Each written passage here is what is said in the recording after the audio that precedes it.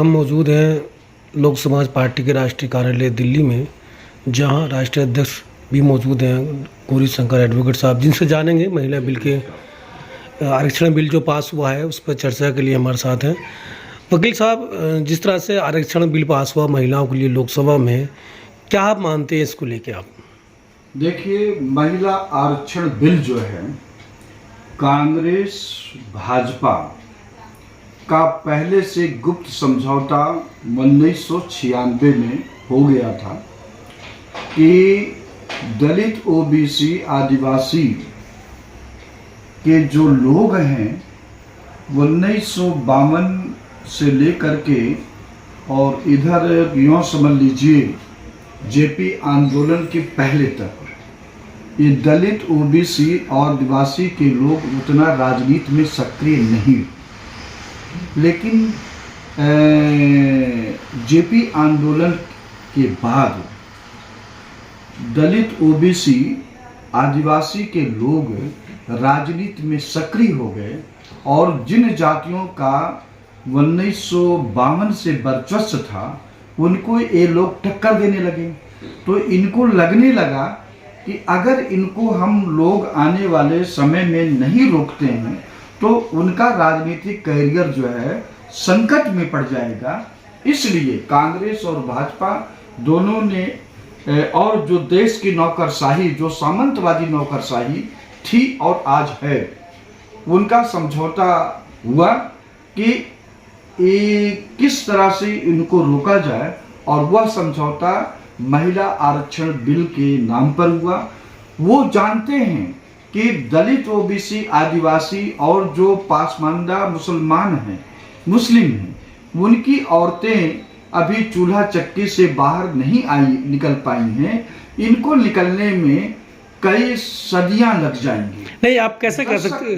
दशक नहीं, सदियां लग जाएंगी। तो इसलिए इन्होंने और जबकि इनकी महिलाएं राजनीति में पहले से सक्रिय हैं और चीफ मिनिस्टर पहले से बनी हैं, पुलिस प्रशासन में ये लोग पहले से सक्रिय हैं, तो इसलिए इनको राजनीति में लाने के लिए ये महिला बिल लाया गया है। ये 1900 यूँ कह लीजिए कि 1996 में पहले पास हुआ, फिर 98 में, 99 में और फिर 2010 में। 2010 में जब पास हुआ तो मुलायम सिंह शरद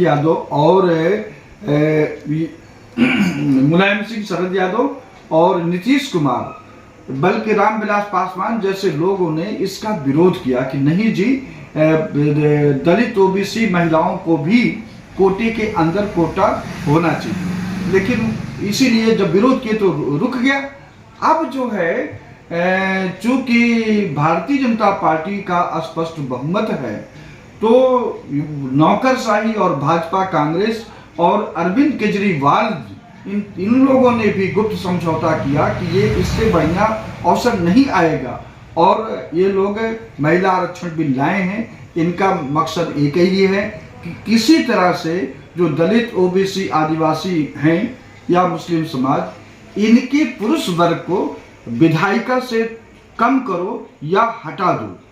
इसलिए ये विधेयक लाए हैं। स्पष्ट मानना है कि 33% आरक्षण महिलाओं को दिया गया है।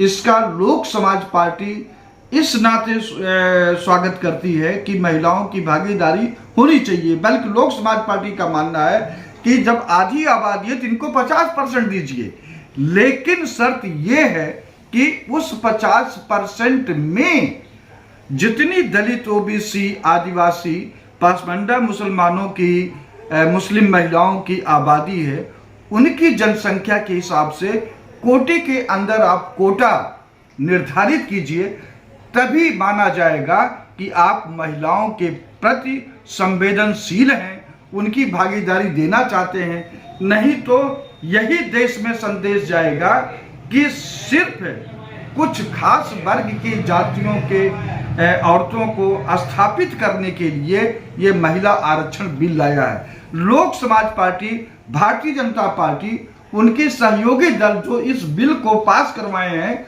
उनसे पूछना चाह रही है कि आखिरकार दलित, ओबीसी, आदिवासी और पासमानदा मुस्लिम महिलाओं को अगर संसद में, विधानसभाओं में इनकी भागीदारी निश्चित कर दी जाएगी तो कौन सा आसमान के तारे टूट पड़ेंगे जिससे देश को नुकसान होगा कि इनको भागीदारी देने में। तो लोक समाज पार्टी ये निश्चित की है।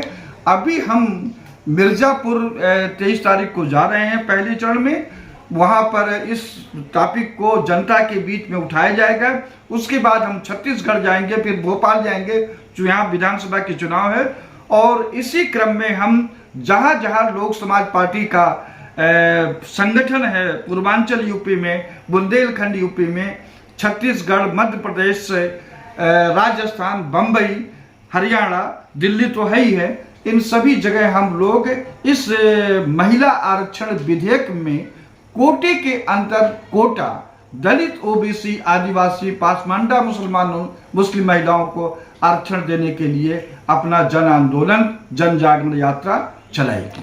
नहीं, जिस तरह से आप कह रहे हैं, आरोप लगा रहे हैं कि महिला आरक्षण जो लोकसभा में पास हुआ लोकसभा के लिए, उससे दलित मुस्लिमों को जो है नुकसान होगा, लेकिन इससे पहले भी जो निकाय हैं, चाहे ग्राम प्रधान है, पंचायत चुनाव कहें, वहाँ भी महिलाओं का रिजर्वेशन है, निगम में भी रिजर्वेशन है, वहाँ भी तो महिलाएं राज कर रही हैं। देखिए वहाँ पर आप देखिए महिला आ रही है, बल्कि कई स्टेट में तो 50% रिजर्वेशन है।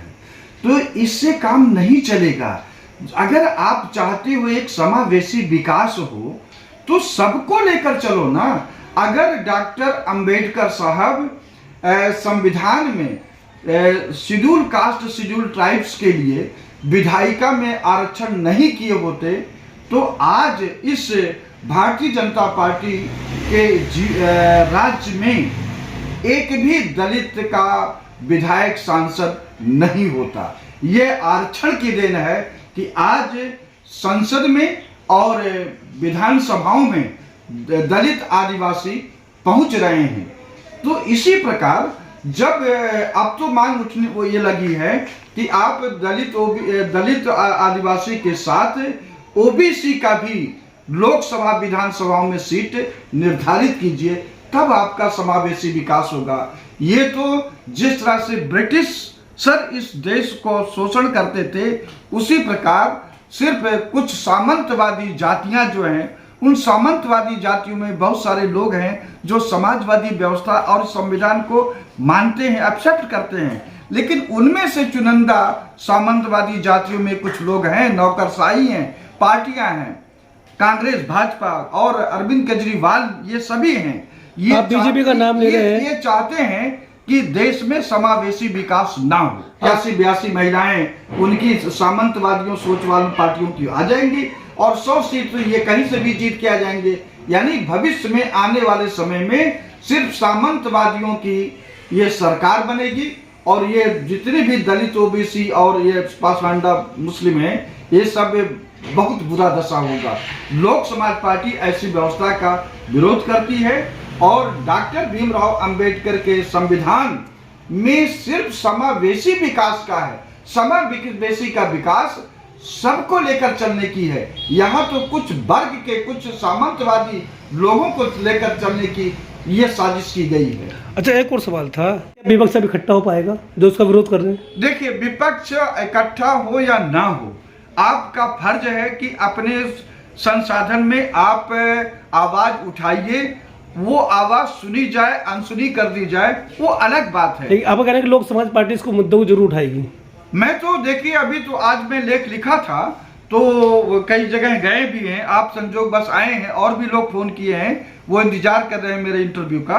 तो ये तो मैं सबके लिए कह रहा हूँ, और जगह जगह जहाँ जहाँ भी लोक समाज पार्टी का गठन है, हम इसके मुद्दे को उठाएंगे कि कोटा के अंतर्गत कोटा, बल्कि अगर 181 सीट लोकसभा में महिलाओं के लिए किया जा रहा है तो कम से कम 150 सीट दलित, आदिवासी, ओबीसी और पसमांडा मुस्लिम महिलाओं के लिए रिजर्व होना चाहिए। उसमें लोक समाज पार्टी का ये है, देखिए हम अभी से लोगों से सोच रखे हैं, जैसे ही लोक समाज पार्टी की सत्ता आएगी तो सबसे पहले जो देश के जितने गवर्नर हैं सबको हटा दिया जाएगा और 36 गवर्नरों में 36 जातियों के गवर्नर बनेंगे, तब जाके समावेशी विकास होगा। और राज्यसभा में जहां तक पहुंचने की बात है, तो एक जाति का एक ही राज्यसभा जाएगा, दूसरे जाति का दूसरा जाएगा। ये नहीं कि एक ही जाति को जो है उन्हीं के उनके बाप की बपौती कर दो, ऐसा लोक समाज पार्टी नहीं करेगी। नहीं, अभी मैं एक और एग्जांपल दूंगा जी। कि दिल्ली में 50% महिला निगम में रिजर्व हैं, लेकिन 11 एल्डरमैन नॉमिनेट किए गए अभी, उनमें एक भी महिला उम्मीदवार नहीं नॉमिनेट की तो गई। इन लोगों का तो भाई जहां मजबूरी है महिला को देने का, वहां तो ये करेंगे, और जहां मजबूरी नहीं वहां स्वतंत्र वो अपने हिसाब से करेंगे और कर रहे हैं। लोक समाज पार्टी इसको ऐसा एक लाइन खींचेगी कि पूरा विश्व इसको लोक समाज पार्टी को याद करेगा, और इसके प्रेरणा से अन्य देशों में ये परिवर्तन होगा कि तभी जाकर के समाजवाद, लोकतंत्र अपना जीवित रह पाएगा। अदरवाइज ये लोग तो लोकतंत्र के नाम पर एक राजतंत्र चला रहे हैं, ये परिवारवाद का खिलाफ करते हैं। भारतीय जनता पार्टी में कई ऐसे नेता हैं जो उनके परिवार के लोग आज पीढ़ी दर पीढ़ी चल रहे हैं। तो ये तो कहना कुछ और है, करना कुछ और है। बहुत बहुत शुक्रिया।